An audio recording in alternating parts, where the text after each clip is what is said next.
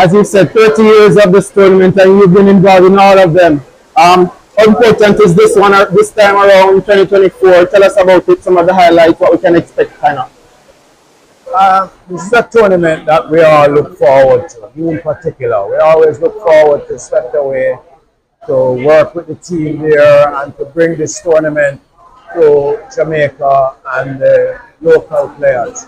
It's the only clay court in Jamaica, and we're happy to be a part of it.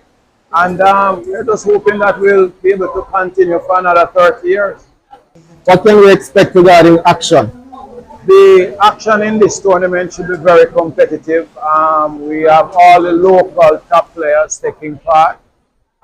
We know this year we are proud to have Nicholas Gore, who has been away, one of our Davis Cup players, but he has been away, so he's back and he will be taking part in this event. So we're very happy. The standard of the amateur is very good. All the top amateurs have entered, top women have entered.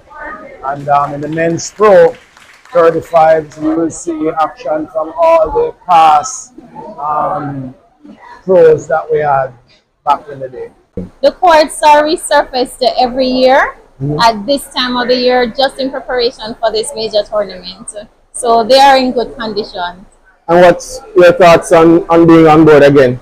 We're always happy to open our doors for tennis tournaments in Jamaica, because we believe that we have the best facilities on island and we must contribute to nation building.